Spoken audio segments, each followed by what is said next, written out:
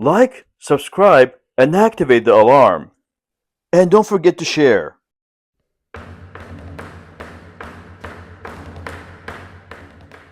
Outlaws of the Marsh, Chapter 16. Yangje escorts a convoy of precious goods. Wu Yong, by a ruse, captures the birthday gifts. The man who seized Gongsun Shang was Wu Yong the wizard. Chao Gai laughed. Don't tease him, teacher. Permit me to introduce you. The two exchanged bows. I've long known the fame of Gongsun Shang among gallant men, said Wu Yong. I didn't expect to have the pleasure of meeting you today. In the chivalrous fraternity, many have spoken of your illustrious name, said Gongsun. Who would have thought I'd have the good fortune to meet you here in the war chief's manor? Of course, thanks to this generosity and chivalry, bold men from all over call at his door. There are a few others inside I'd like you to meet, said Chao Gai. Please, come with me to the rear room. The three men went in, and the war chief presented Liu Tang and the three Wen brothers to Gongsun Shang. This encounter cannot be an accident, they said. Please, Brother Chao, sit at the head of the table. I'm just a poor host with no delicacies to offer you, fine guests, Chao Gai protested. How dare I presume? Please, brother, said Wu Yong. Be guided by me. You're the eldest among us. You must take that seat. Only then did Chao Gai consent to sit in the first place. Wu Yong was seated second, Gongsun third, Liu Tang fourth, Ruan Xiao'er fifth, Ruan Xiaowu sixth, and Ruan Xiaoqi seventh. They drank together to celebrate their meeting. Then the table was relaid, and more wine and tidbits were served, and once more they drank. The war chief has a dream that the 7 stars of the Big Dipper settled on the ridge of his roof. And now, we 7, with the same righteous purpose in mind, encounter each other here today, said Wu Yong. Surely that is an omen from heaven. We can take the precious convoy easily. I suggest that Brother Liu Tang find out which route the convoy will follow. It's too late today, but would he please to set out early tomorrow? No need for that, said Gongsun. I already know. It's coming by the way of the big road over the yellow earth ridge. 10 li east of here is the village of Anlo, said Chao Gai. In Anlo lives an idler named Bai Sheng, better known as the Daylight Rat. He once sought me out, and I helped him with a little money. The Big Dipper gives off a white light. It must mean that man, said Wu Yong. We can use him. But we're quite far from Yellow Earth Ridge. Where should we lie in wait? Asked Liu Tang. At Bai Sheng's place, said Wu Yong. We'll be safe there, and we'll have other uses for him as well. Will we employ soft tactics or hard? Queried Chao Gai. Wu Yong laughed. I've already thought of the method. It all depends on how the convoy reacts. We'll meet force with force and guile with guile. I have a plan, but I don't know whether you will approve. He outlined his proposal. Chao Gai stamped his foot diligently. Marvelous! No wonder they call you the wizard. You are better than Zhuge Liang. An excellent plan.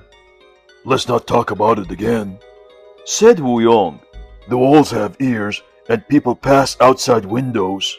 As the old saying goes, we must keep this strictly among ourselves. Please go back, you 3, Chao Gai said to the Wen brothers, and return again when the time comes. Master Wu Yong, go on with your school teaching as usual. Gongsun and Liu Tang can live here for the time being. They drank until dark, then retired to rest in the various guest rooms. The next morning at the 5th watch, they rose and had breakfast. Chao Gai presented the 3 Wen brothers with 30 ounces of snow-white silver. A small token of my regard, he said. Please don't refuse. At first, the 3 brothers wouldn't consider it, but Wu Yong said, Friendly gestures should not be rejected. And so they finally accepted. All saw them off to the outside of the manor. Wu Yong gave them instructions in a low voice. Be sure to be on time. He enjoyed them. The Ruan brothers took their leave and returned to the stone tablet village. Chao Gai kept Gongsun Shang and Liu Tang on in his manor. Wu Yong often came over to discuss their affairs. But enough of idle talk. Let's get back to Governor Liang in Daming, the northern capital. After buying birthday gifts valued at 100,000 strings of cash, he chose a date to start them on their way. The following day, as he was sitting in the rear hall, his wife, Madame Tsai, asked him, When will the birthday gifts go off, Your Excellency? Tomorrow or the day after. I've bought everything I want. There is only one thing that's troubling me. What is it? Last year, I purchased 100,000 strings of cash worth of jewels and art objects and sent them to the eastern capital, but because I didn't pick the right men, they were seized by bandits on the road. To this day, the robbers haven't been caught. At present, I don't know anyone really competent in my retinue. That is what's troubling me. Madame Tsai pointed to a man standing at the foot of the steps. Haven't you often said that this fellow is quite remarkable? Why not entrust him with the mission? He can see it through. The man she indicated was Yang Zhi, the blue-faced beast. Liang was pleased. He summoned Yang Zhi into the hall. I have forgotten you. Liang said, If you can safely deliver the birthday gifts for me, I'll have you raised in rank. Yang Zhi clasped his hand together respectfully. Since that is your excellency wishes, I must of course comply. How shall the convoy be composed? And when shall it set forth? I'm ordering the prefectural government to supply 10 extra large carts, and will send the service personnel from the city guard to escort them. Each cart will carry a yellow banner reading, Convoy of Birthday Gifts to the Premier. In addition, I will have one strong soldier follow each of the carts. You can leave within the next 3 days. It's not that I am unwilling, but I really can't do it. Please, give the mission to some brave and skillful person. Huh? It's my desire to rise you in rank. Along with the birthday gift documents, I intend to include a letter to the Premier strongly recommending you. You'll return with his nomination for an official post. Why do you refuse to go? Your servant had heard that the gifts were robbed last year, Excellency, and that the bandits still have not been caught. There are many brigands on the road these days. From here to the eastern capital, there is no water route. You have to go entirely by land. Purple Gold Mountain, Two Dragon Mountain, Peach Blossom Mountain, Umbrella Mountain, Yellow Earth Ridge, White Sand Valley, Wild Cloud Ford, and Red Pine Forest. All must be crossed, and all are infested with bandits. No merchant dares to travel through them alone. If the bandits know we're carrying a precious cargo, of course they'll want to seize it. We'll just be throwing our lives away. That is why I can't go. In that case, I'll simply provide you with a large military escort. Even if you gave me 10,000 men, it wouldn't solve anything, Your Excellency. Those craven oafs would run as soon as they heard the bandits coming. Do you mean to say that the birthday gifts can't be delivered? If you'll grant your servant one request, I will undertake the mission. Since I'm willing to entrust you with it, why not? State your wish. As I see it, Your Excellency, we shouldn't use any carts. Pack the gifts into containers can be carried, disguised as merchandise, on shoulder poles. Let the 10 strong soldiers serve as porters. I'll need only one more person, also dressed as a merchant, to go as my assistant. We'll travel quietly day and night until we reach the eastern capital and deliver the goods. That way, we'll be able to do it. It shall be as your wish. I'll write a letter strongly recommending you for an official appointment. My profoundest thanks, Excellency, for your gracious kindness. That same day, Yang Zhi made up the loads and picked his soldiers. The following day, he was again summoned to the rear hall. Governor Liang came out and asked, Yang Zhi, when will you be ready to leave? We would like to start tomorrow morning, Your Excellency. I'm just waiting for the official documents. My wife has some gifts for her women relatives. I want you to take them along too. I'm afraid you won't know your way around the Premier's chancellery. So I'm sending you with Chief Steward Xie and 2 captains of the guards. I won't be able to go then, Excellency. Why not? The gifts are all packed in containers. I was made responsible for 10 loads of gifts, and the soldiers were put in my charge. If I told them to march early, they'd march early. If I said late, then late it would be. They'd spend the night where I directed and rest when I order it. Everything would be up to me. But now, you also want to send the chief steward and 2 captains. The steward is one of Madam's men, the husband of her old wet nurse when she was an infant, in the Premier's chancellery. If he disagreed with me on the road, how could I argue? Yet the blame would be mine if the mission failed. That's easy. I'll tell him and the captains to do whatever you say. In that case, your servant is willing to accept the mission. May I be severely punished if I fail? The governor was delighted. I haven't decided to promote you in vain. You're a very sensible fellow.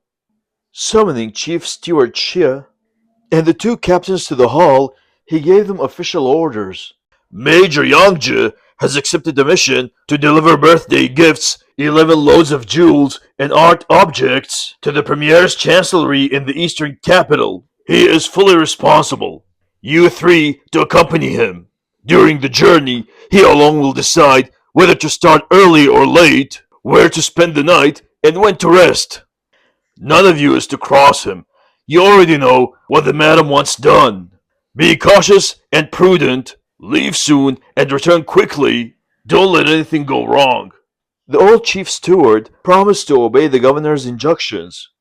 Before dawn the next morning, the loads were lined up outside the main hall.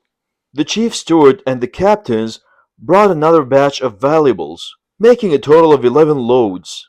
11 strong soldiers of guard were selected and distinguished as porters. Yangzhe was wearing a broad-brimmed hat and a black silk tunic. His feet were shod in hemp sandals tied with laces of cord. At his waist was a sword, and he carried a halberd in his hand. The old steward was also dressed as a merchant. The 2 captains were distinguished as lackeys. Each carried a halberd and a rattan switch. Governor Liang handed over the official documents. After all eaten their fill, they formally took their leave in front of the hall. Liang watched the soldiers raise the carrying poles to their shoulders and set forth.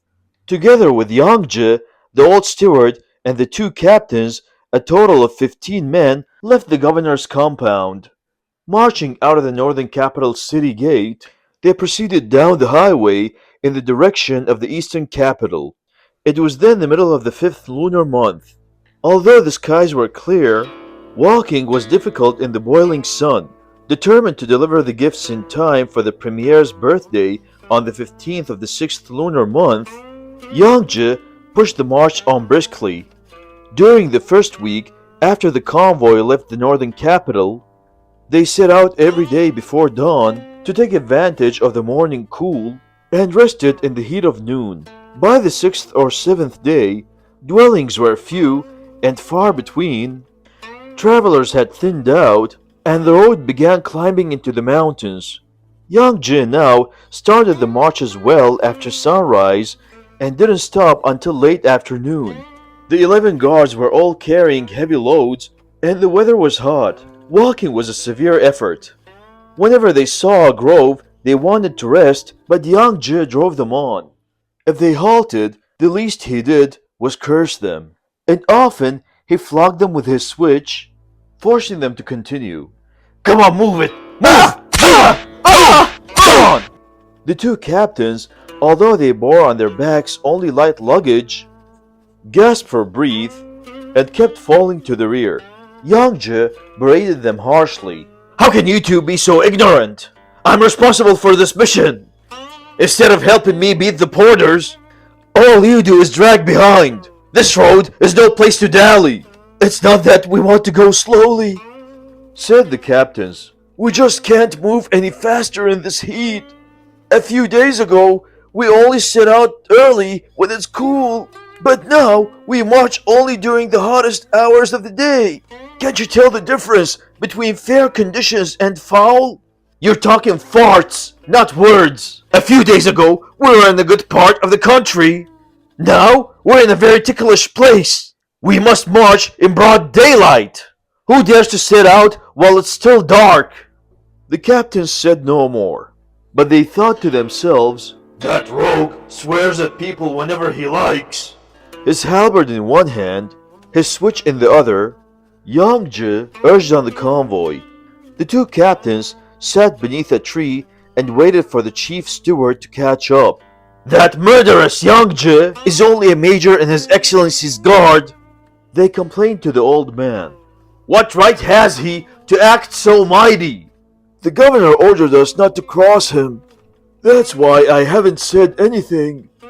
These past few days, I too have found him hard to bear, but we must be patient. His Excellency was only trying to make him feel good. You're the chief steward. Why don't you take over? We must be patient with him, the old steward repeated. That day, they again marched until late afternoon. Then they stopped at an inn. Sweat was raining from the 11 porters. Groaning and sighing, they addressed the steward. Unfortunately, we're soldiers of the guard and have to go where we're ordered. For the past 2 days, we've been carrying these heavy loads in the burning sun instead of starting early when it's cool. For anything at all, we're given a taste of the switch. We're flesh and blood too. Why should we be treated so cruelly? Don't complain, the steward urged them. When we go to the eastern capital, I'll reward you personally. Of course we wouldn't have to say anything, Chief Steward, they replied, if we had someone like you look after us. Another night passed. The following morning, everyone rose before daylight, hoping to march while it's still cool. But Yang Zhi jumped up and roared. Where do you think you're going? Back to bed! I'll call you when it's time to leave! We don't set out early, muttered the guards. And in the heat of the day when we can't walk, he beats us. Swearing, Yang Zhi yelled, What do you clods understand? He threatened them with the rattan switch. The soldiers had no choice but to swallow their complaints and return to bed. After the sun had risen, and everyone finished a leisurely breakfast, the convoy resumed its march.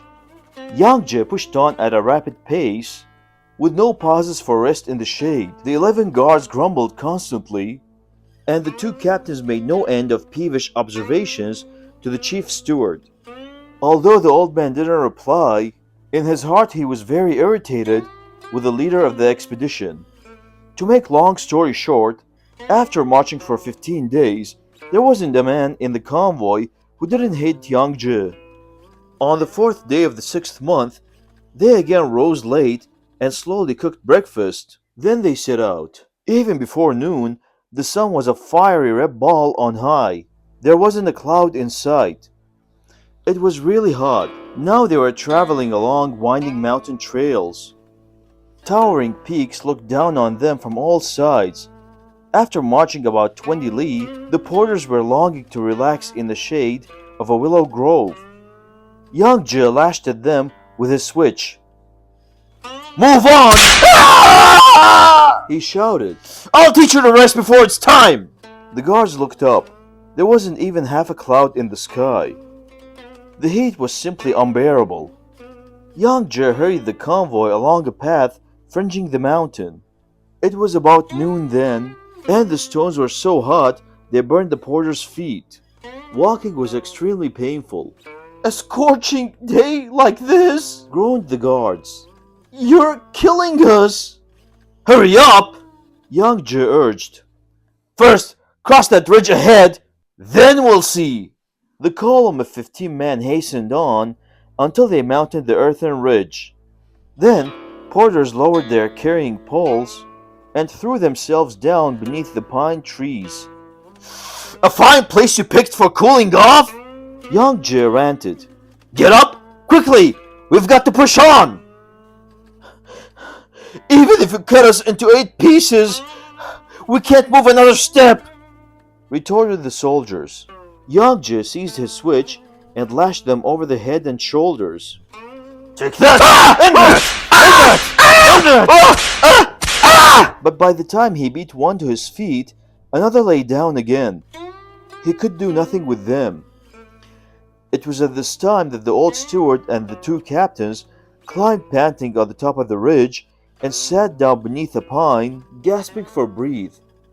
The old man saw Yang Zhi belaboring the porters. It's really much too hot to march, Major, he said. Forgive them. You don't understand, Chief Steward. This is Yellow Earth Ridge, a favorite haunt of bandits. Even in peaceful times, they are robbed here in broad daylight. To say nothing of what they do in times like these, stopping here is very dangerous. That's what you always say, countered the captains. You just use those stories to scare people. Let the porters rest a bit, the steward urged. We'll start again after noon. What do you say? Impossible. Where's your judgment? For 7 or 8 li around the ridge, there isn't a single house. Who dares to rest in the shade in a place like this?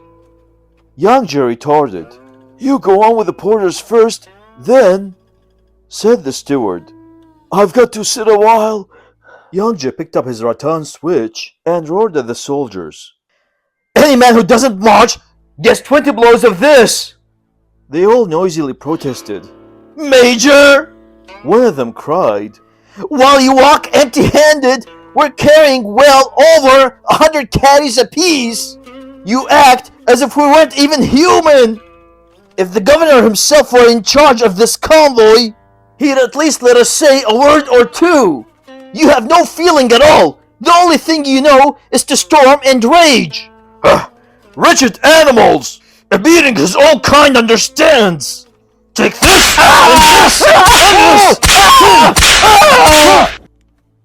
Yangji rained blows on the man with his rattan switch. Stop, Major! Shouted the steward. Listen to me. In my days in the Premier's Chancellery, I met thousands of officers, and every one of them treated me with difference.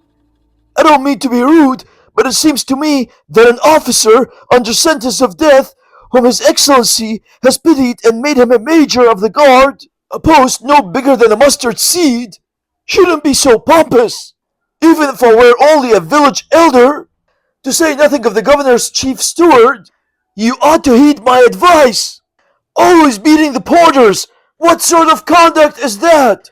You're city dweller, steward, born and raised in official residences. What do you know of the hardships of the road? I've been as far as Sichuan, Guangdong, and Guangxi, but I've never seen anyone who behaved like you. You can't compare today with times of peace.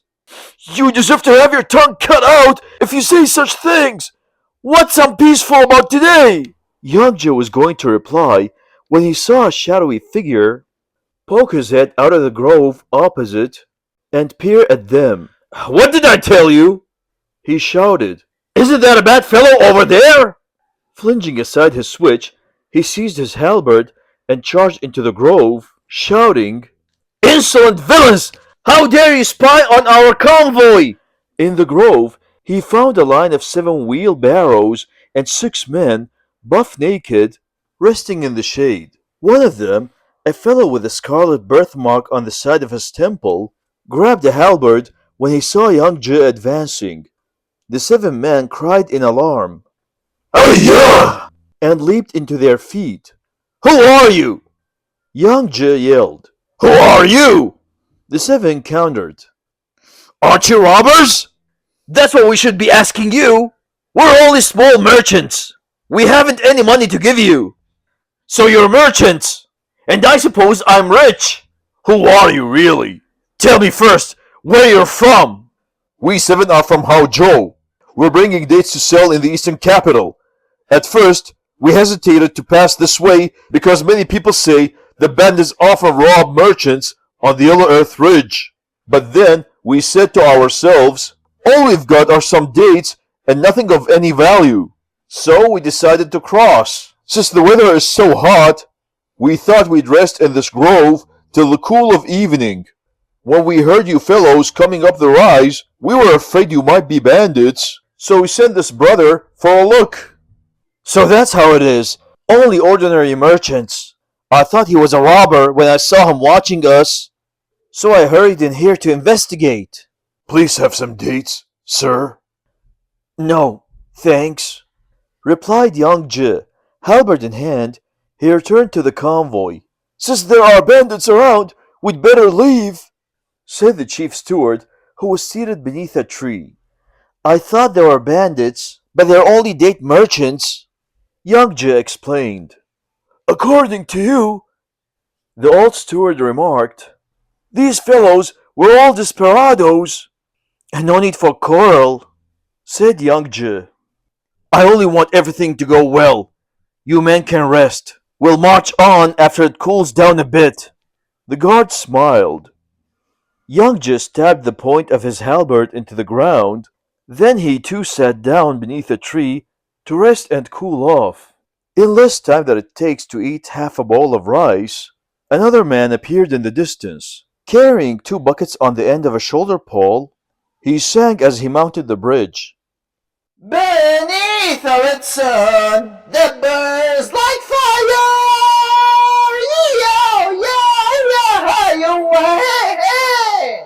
half scorched in the fields is the grain. Poor peasant hearts would worry are scolded. Ta-ta! While the rich show themselves idly fan. Tie, tie, tie, tie, tie, tie.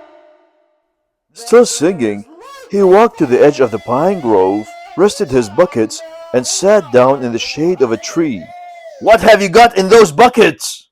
The soldiers asked him. White wine. Where are you going with it? To the village, to sell. How much a bucket? 5 strings of cash, not a copper less. The soldiers talked it over. We're hot and thirsty. Why not buy some? It will ease the heat in our bodies. They began chipping in. What are you fellows up to? Young just shouted when he noticed what they were doing. We're going to buy a little wine. Young Je flailed them with the shaft of his halberd. What a gull! How dare you buy wine without asking me? Always raising a stinking fuss over nothing.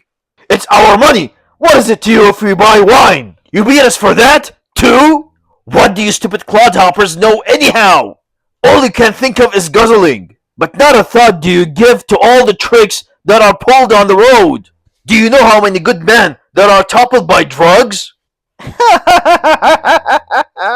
The wine vendor looked at Young Je and laughed coldly.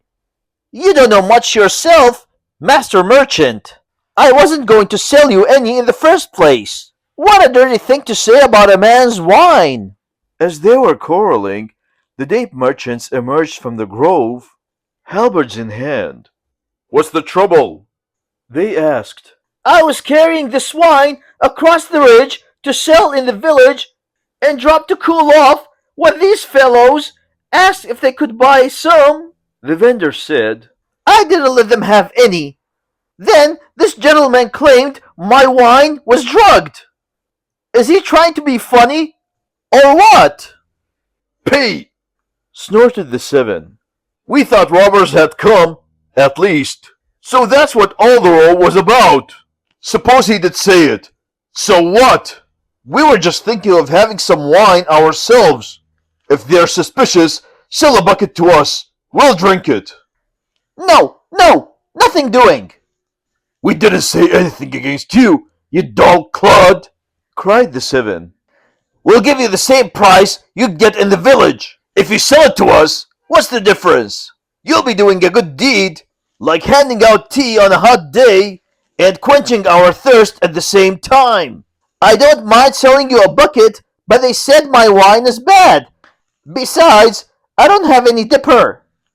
You take things so seriously. What do you care what they said? We have our own dippers.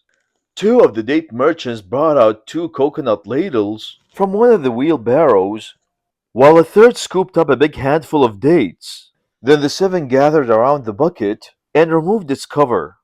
Ladling out the wine in turn, they drank while munching the dates. Before long, the bucket was empty. We haven't asked you the price yet, Said the seven.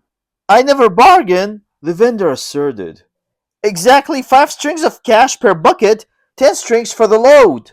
5 strings you say? Then 5 strings it shall be. But give us one free scoop out of the other bucket. Can't be done. My prices are fixed. While one of the date merchants paid him the money, another opened the cover of the second bucket, ladled up some wine, and started drinking it. The vendor hurried towards him, but the man ran into the pine grove with the half-consumed dipper of wine. As the vendor hastened after him, another merchant emerged from the grove with another ladle. He dipped this into the bucket and raised it to his lips.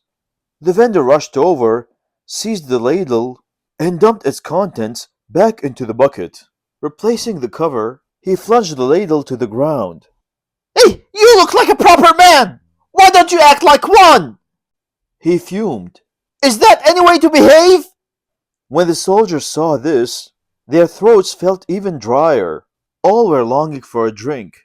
Put in a word for us, old grandpa. One of them begged the chief steward. Those date merchants drank a bucket of his wine. Why shouldn't we buy the other and wet our throats? We're hot and thirsty and have nothing else to drink. There's no place to get water on this ridge. Do us a favor, old grandpa. The old steward heard them out. He felt like having a drink himself, so he comforted with young Je. Those date merchants have already finished a bucket of that vendor's wine. Only one bucket is left. Why not let them buy some wine and ward off heat stroke? There really isn't any place on this ridge to get water. Young Je thought to himself, I watched those birds finish off the first bucket and drink half a ladle full from the second. The wine must be all right. I've been beating our porters for hours.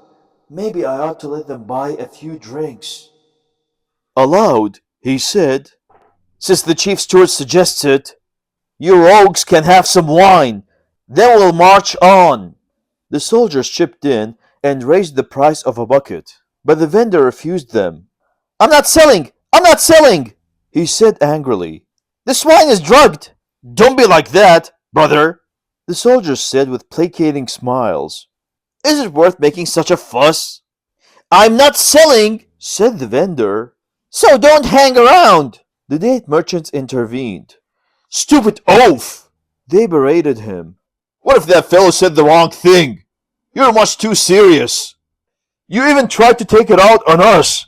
Anyhow, it has nothing to do with these porters. And be done with it. And give him the chance to cast suspicion on me for no reason at all? The vendor demanded. The date merchants pushed him aside and handed the bucket to the soldiers, who removed the cover. Having no ladles, they apologetically asked the merchants if they could borrow theirs. Have some dates, also, to go with your wine, said the merchants. You're very kind.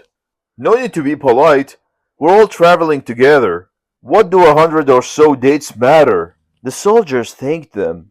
The first 2 ladles of wine they presented to Young Je and the chief steward. Young Je refused, but the old man drank his. The next 2 ladlefuls were consumed by the 2 captains. Then the soldiers swarmed around the bucket and imbibed heartily. Young Je wavered. The soldiers showed no ill effects. Besides, the weather was hot and his throat was parched.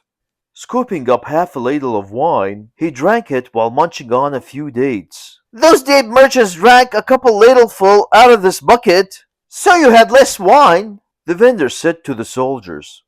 You can pay me half a string of cash less. The soldiers gave him his money. The vendor took it. Then, carrying his shoulder pole and empty buckets, he swung off down the ridge, again singing a folk song. Standing on the edge of the pine grove, the 7 date merchants pointed at the 15 men of the convoy, and said, Down you go! Down you go!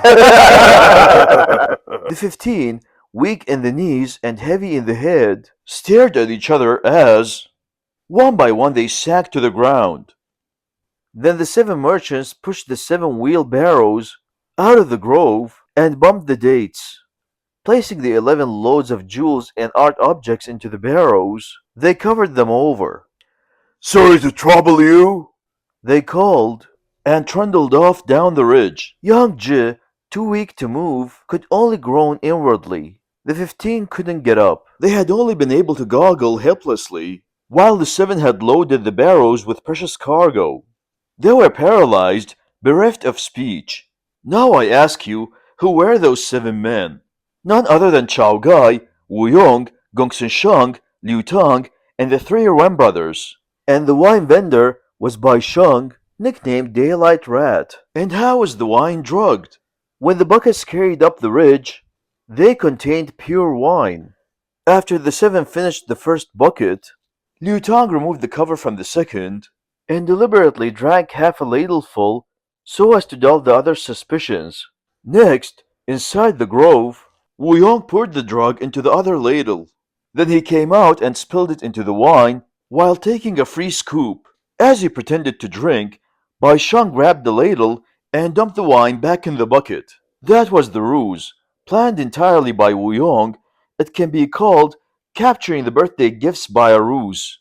Young Ji had not drunk much. He recovered first. Crawling to his feet, he could hardly stand. He looked at the other 14. Saliva was running from the corners of their mouths. None of them could move. "You've made me lose the birthday gifts," Yang Ji muttered in angry despair. "How can I ever face Governor Liang again? These convoy documents are worthless now." He tore them up. "I've become a man without a home or country. Where can I go? Better that I should die right here on this ridge." Clutching his tunic, he staggered to the edge of the ridge and prepared to jump. Rains in the 3rd month washed the fallen blossoms away. The last of willow tendrils the autumn frosts destroy. Young Ji saw death on Yellow Earth Ridge. What became of his life? Read our next chapter if you would know.